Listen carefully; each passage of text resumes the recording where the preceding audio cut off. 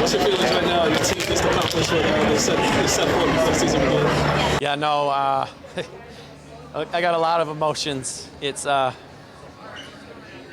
being, I was an assistant coach on the team that won back-to-back and went 50-0 and 25 in the season. To go 26-0 and do it again, this is stuff that dreams are made of. I am just so blessed to have the ability to coach such talented people, not only basketball players, but just people in general. And they just gave everything they had today. Our defense and our rebounding has been the key to our success all year long. And again, everybody kept asking me, what are you going to do when you get in a close game? And well, I know they've played in close games, they played a lot, but I guess we'll never know, right? Hopedale's a tremendous team. The Madden kid is a talented kid. We just believe in what we do, and we just make it hard on other teams to score the ball, and we'll have times where, the ball doesn't go in, but we have those spurts, and, once we get out ahead, it just is like, we just suffocate it. And, again, I just can't be more proud. I can't believe this has happened, right? And yeah, almost speechless, to be honest with you, yeah. I guess both from a coaching perspective and a father perspective, what's it like to see your kid go for 26 in the final? Last night we had team dinner and everybody left, and I was just sitting by myself, and the emotions are high, and it's a tricky dynamic, but it's one that we've really worked out. To know that this is the last game that I'll ever coach him, it couldn't be any better, but it is bittersweet. Most of those seniors have been with me since 7th grade.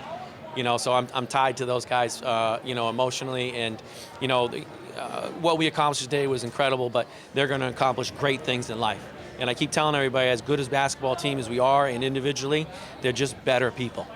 They are caring, they're selfless, they're empathetic, they're compassionate, and that's not just words. That is the truth if you knew these guys, and that's what I'm most proud of. 15-0 run in that second quarter, you really blew in on. Yeah, I thought the first quarter we were just a little anxious on offense, a little tight. We know their zone's a little tricky to start with. They come out and mask like a 1-3-1 into a 2-3. They get out in passing lanes, and I think we just had to get comfortable a little bit, and then we kind of changed our what we were going to do, and then when we started getting to open spots and the ball got to the middle and collapsed it, then we started to get some open looks, and once the ball starts to fall a little bit, and that's our energy picks up a little bit more. Even though we always say we don't want to dictate our energy to a make or a miss, when the ball goes in a little bit more, your energy level seems to rise a little bit better. So, like I said, I just thought we were a little anxious, a little tight there in the first quarter, and then once we relaxed, and again, I never complain about missed shots. Like, they're all good shots. Kids are going to miss shots, right? And that's the thing. They have freedom mentally to make those or miss those, and that's okay. Because they know that we'll get down, and we talk about holding on to the rope on the defensive end, that it just moves in unison, and we're covering for somebody else, and we rotate, and so, their mentality is always free of that.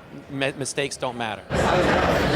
With Braden, is this something you guys kind of dreamed of doing kind of when he was growing up, or? Yeah, I think he'd been pressing a little bit the last couple of games because and a couple of them had been, just because it's kind of the end of the road and we've been together for so long, and I had a conversation with him just to relax and trust yourself, and once he hit that first one, I was like, he's gonna have a big night, and he got us out there going. I guess halftime he had more than half of our points, right? And so we kind of needed that, and so yeah, he played great tonight. And Kurt Redeker's defense on the Madden kid, I know he got some points at the end there, but for 3 quarters he had him bottled up pretty good, and that's a hell of a defensive effort against such a talented player. Yeah, with Redeker on Madden, just what is it about Redeker that's able to lock down the other team's best player when you see it? He's just a hard-nosed kid. He's very athletic, but he's been with me, so he understands the angles. He understands where the kid, when we watch film, where he wants to get to.